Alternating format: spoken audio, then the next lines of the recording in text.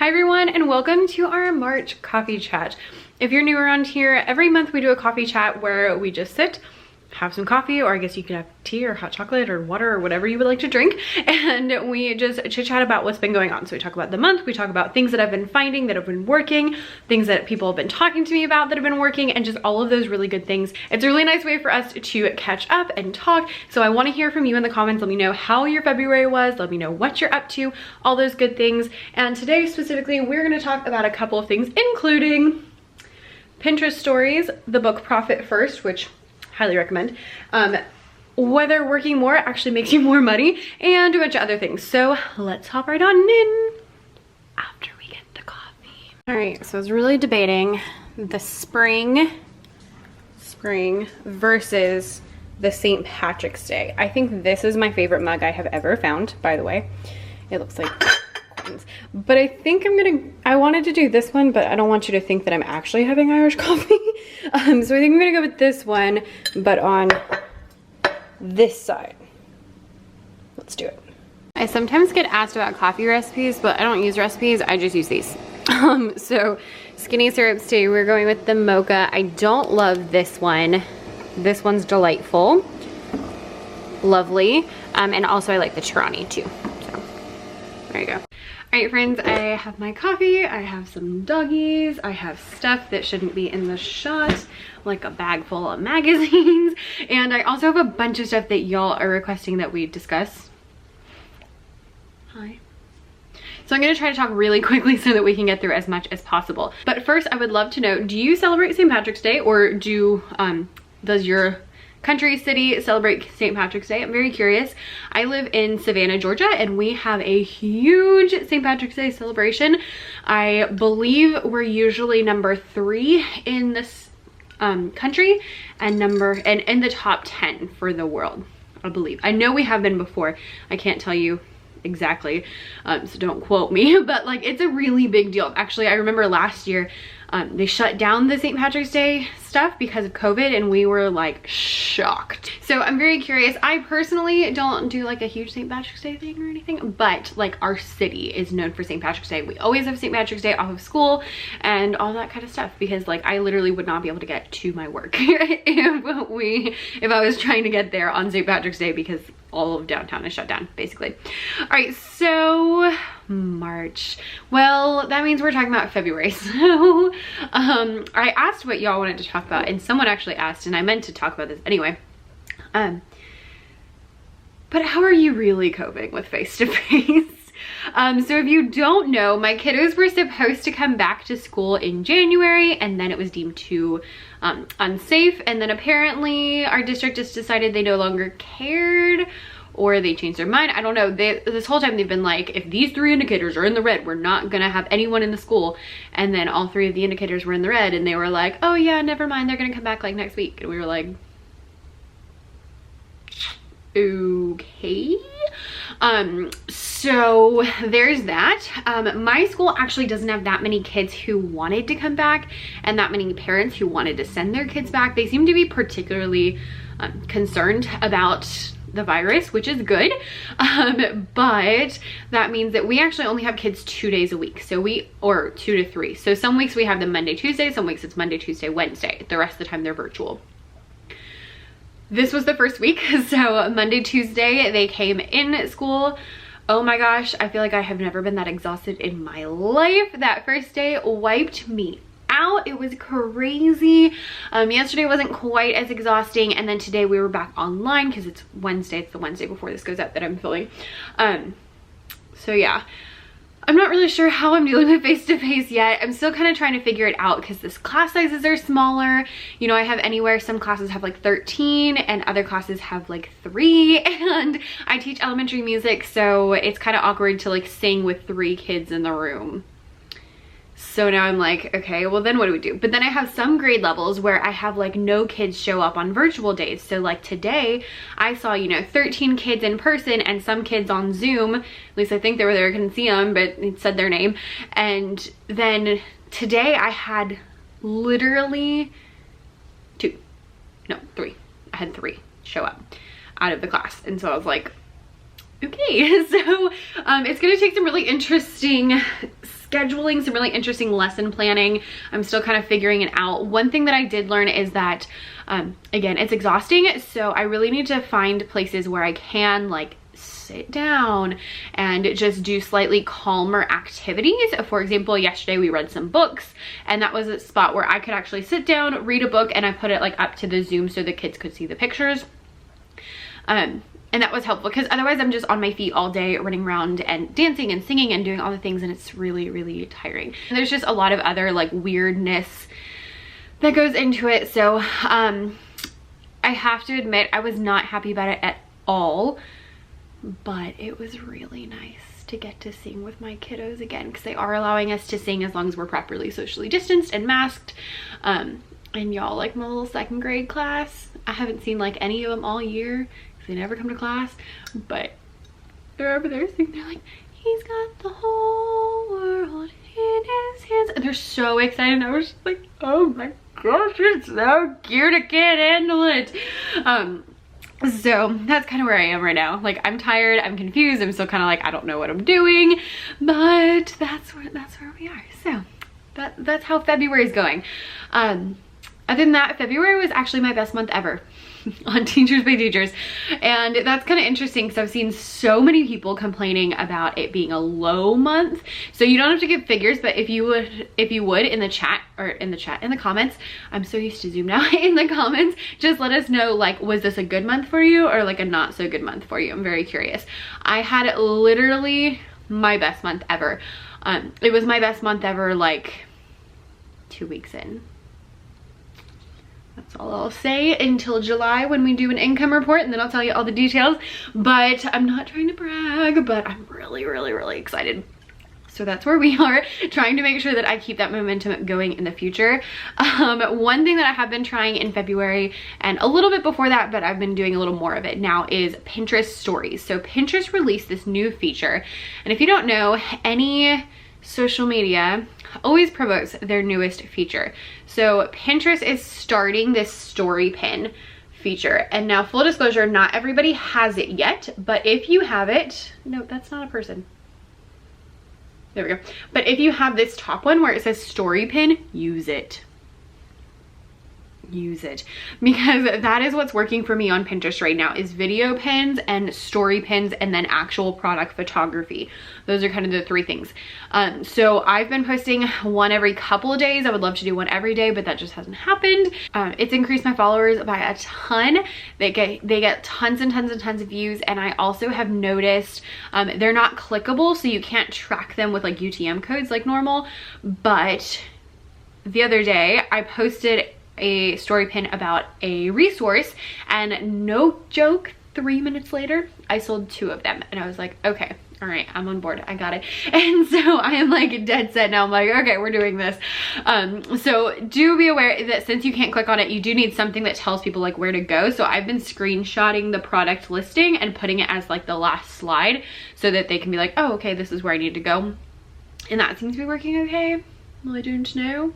We shall see.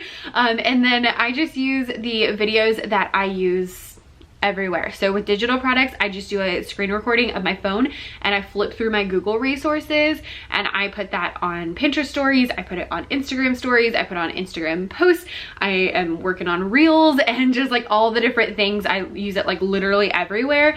And also Pinterest stories and Pinterest videos. I use the same video for both, and all of those things, and it just makes a huge difference. And then for physical products, I always print them out and do them, so I record as I'm doing that, and that just makes it super easy because it's like one video that I can use everywhere forever, and it's great. So if you have access to that, definitely check it out. While we're on the topic of time and money, I got a comment the other day that was asking on my income report from 2020. They asked if I thought that it was because I was working more that I was making more. Like, did those correlate at all? The short answer is no. No, they did not. Looking through last year, I can tell you things like, in February, I worked probably almost the least all year, but I made quite a bit. The last half of March and April, I worked, and May, I worked my butt off. I worked like every single second. And those were some of my lowest months of the year. In the summer, I didn't work at all on my TPT shop. June, July, not even really in August, because I was working on books and I was working on courses and those other things that were a lot bigger. So I really didn't do like anything over the summer, even into August, not much in September. And yeah, but then, you know, August and September had back to school, and so those did quite well. This is my life. Okay. So the short answer is no, they do not correlate. Because of the nature of online business, it is passive once you make it and you set up the systems. So it's not like a trading time for money kind of thing where it's like, oh, I need some more money, I'm gonna go and work an extra, you know, 10 hours. It doesn't work like that. Now, working on things that make a difference consistently for a long time will make a difference. So like long-term working more would help with that. But I don't know that I was working any more last year than normal. So there's that. Yeah, it's really funny. And then there's also this thing in online business where things are almost delayed about 3 months. So a lot of people will say like they'll work on something and then like 3 months later is when it comes to fruition. So if you go and make a bunch of products, hypothetically in about 3 months, the internet will work its magic and hopefully you will make some sales. Now, obviously none of that is a guarantee because everything's a little bit of a gamble, but still, and same with like Pinterest, you know, you can work really hard on Pinterest and it's gonna take about 3 months to work, and just all of those different things. So time and money are not equal. I am gonna do a video about like exactly what I do for my TPT shop, and I also am starting to track my time. And by starting, I mean like I started halfway through today, so we'll see how that goes. But I'm gonna try to track my time because I have so many things going on that I don't really know what's like working on my TPT shop versus like this YouTube channel and stuff like that. So we shall see how that goes. So hopefully I can give you some sort of update. All right, last month I told you about a bunch of different books that I was going to read. I've read, I think, all of them. Enjoyed them all, but I really wanted to talk to you about this one, which actually I did not have last month. I just purchased it and I read almost the entire thing in like a couple of days. It is so good. I was looking at a bunch of books for finances, and this one I picked up for business finances, and it is so good. So good. Get it. Read it. No matter where you are in your business, go ahead and get it and read it. It talks a ton about how to manage your money and make sure that your business is going to make profit, that you're going to be able to pay yourself, that you're going to be on top of everything, and all of those different things. It's somewhat similar to the system that I already have in place. If you've seen my video about how I manage my money in my business, I will link it down below if you have not. I do like a percentage system. So I have like a percent of money that goes into the business for expenses, and I have a percent that I save for taxes, and I have an expense that I pay myself, and all those percent that I pay myself, and all of those different categories. But this is like a little more in detail, a little more fine-tuned, and a little bit better. And so I'm gonna try and take my system, adapt a couple of things from this, and then hopefully have an even better system going forward. So he talks a lot about having those percentages and just how to deal with everything and keeping track of everything and making sure that your business is not eating up all your money, that you get money, and also that your business makes money and keeps money in the business, especially for things like, you know, huge expenses that you don't expect, which yes, do happen, like when your computer breaks down. Had that last year. Spent a bunch of money, but it was fine because I had stuff saved up. So I definitely recommend this, even if you are just starting. That was a comment I got a lot on that video. People were like, what if you only make a couple of dollars? Yes, when I made $10 in a month, I literally would transfer $3 to my savings account for taxes.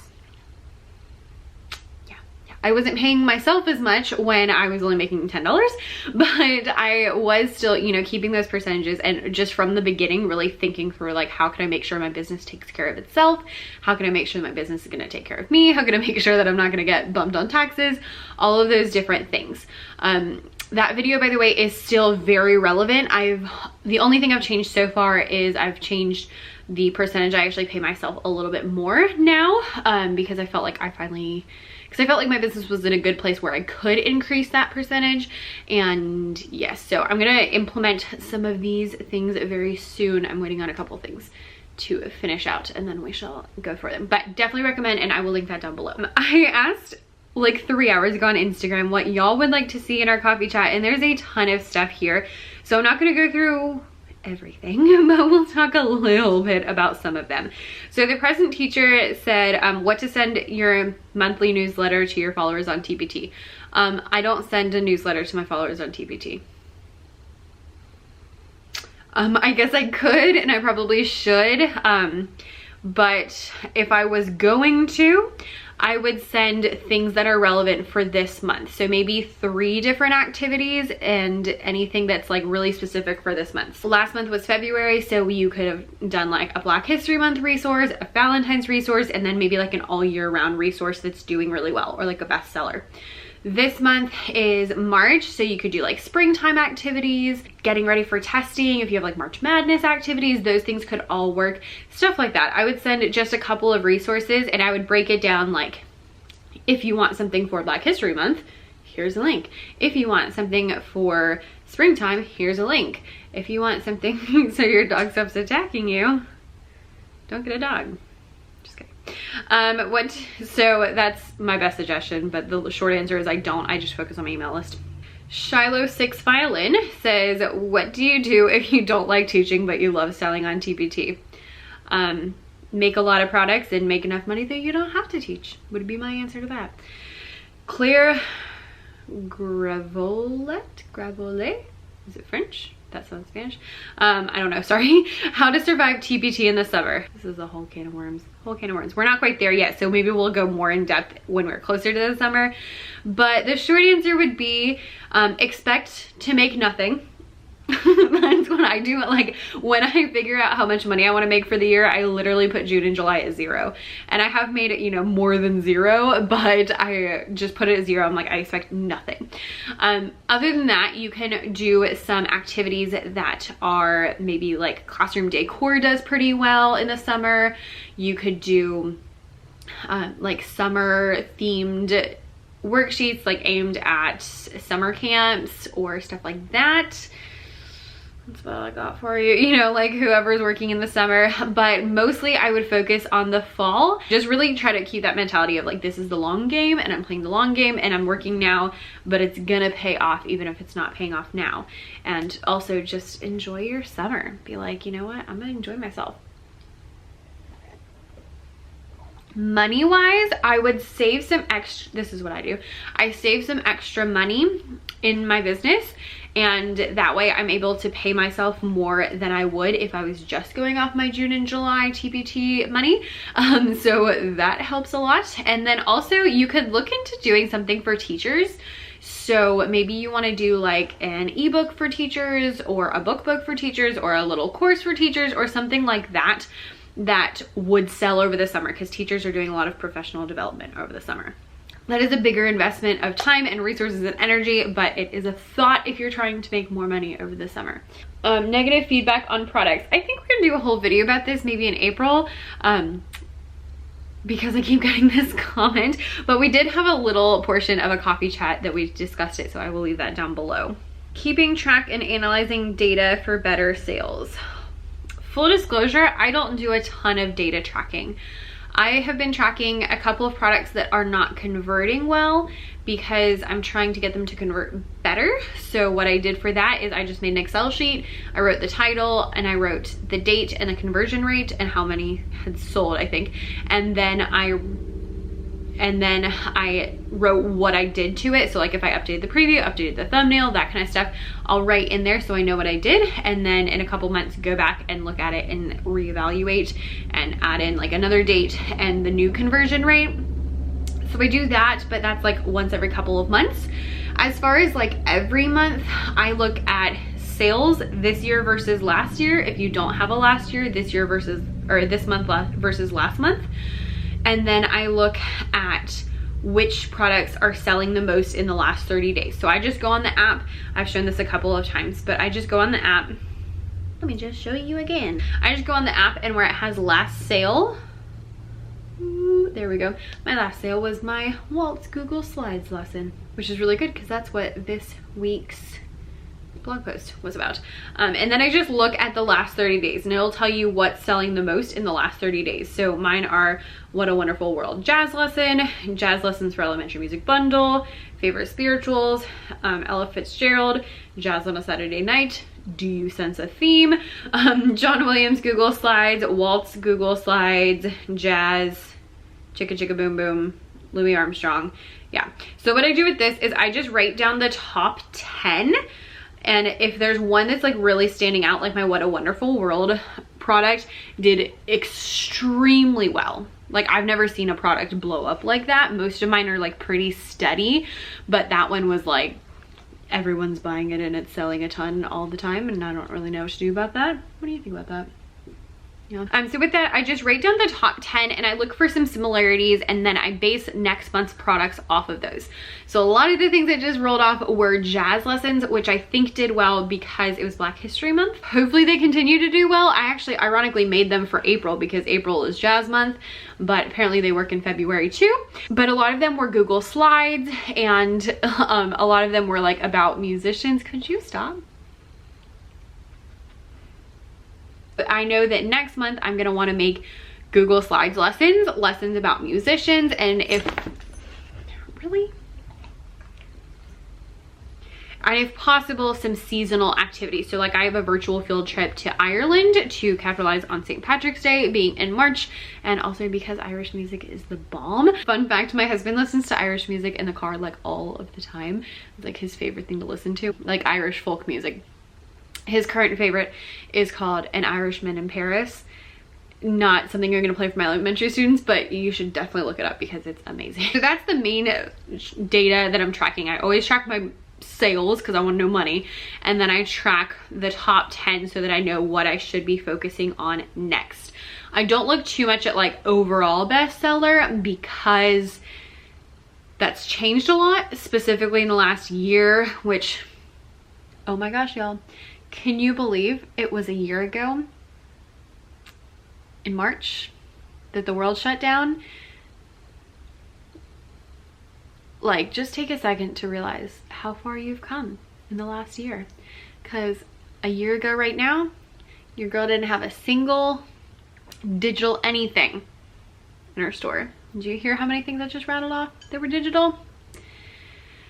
I worked hard in the last year. It has been a whole big thing. And traffic, I always look at my traffic to see where things are coming from. Like, I keep telling you that my blog is the thing that does the best. It's actually my email list.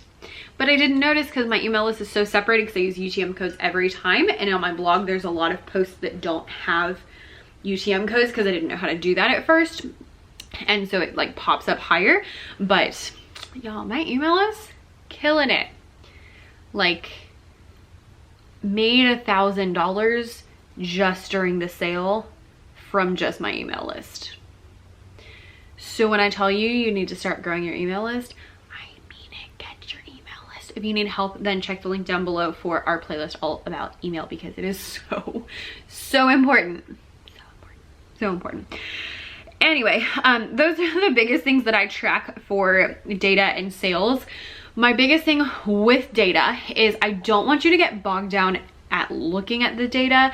If you are looking at data, look for specific things. So look for what's making you money, what is converting well, and what's selling. What's making you money, what's selling, and what's converting well.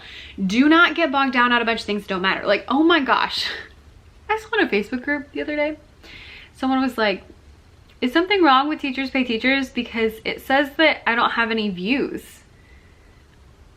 And I looked at my husband and I was like, I didn't know you could find views on your TPT dashboard. Because I never have. Because views aren't helpful unless they're making you sales. That's why you want to look at that conversion rate, because that tells me how many people looked and actually purchased. So the only time you need to look at views is if you have a product that's getting a lot of views but not a lot of people are purchasing, which is shown in your conversion rate. So don't look at your views, look at your conversion rate. But don't get so stuck on like looking at all the little data that you're not working. If you're gonna look at data, look at specific things so you know what to do. Like I look at what products have sold the most in the last 30 days so I know what products to make next month. It's very strategic, very specific, and that is all I'm worried about. That and comparing it this year to last year to make sure that I'm making more sales and more money this year than I am last year. It's always just doing better than last year, doing better than last year. And considering last year is when my store went from doing really well to doing absolutely nothing, I'm really hoping that this March proves to be better than last March. But I guess we shall see how it goes, because now you just never know. Never know anything. All right, friends, that is not all of the things that y'all asked for, but some of them are like big, huge cans of worms, like Artful Ideas Classroom asked about social media. We could do like multiple videos about social media. So if you're interested in that, let me know below, but I do not have time to even scratch the surface here and things like that. I got requests from Zoe for books and my Ray Dunn obsession. Showed you all my springtime stuff today. So hopefully that'll tie you over. And yeah, YouTube, there's gonna be videos about YouTube and oh, hiring a VA. That would require me to hire a VA. I don't know anything about that. Yeah, so some of these will address in deeper things, but oh, I only have a couple seconds. So thanks so I'm not sure if I got that. So thanks so much for watching, and I will see you guys next time. Bye. Really excited about it, not sad at all, but there's that. And so with that,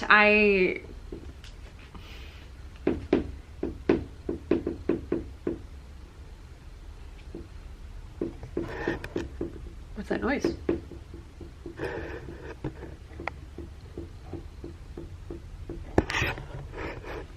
Sorry. They're too funny. They're too funny.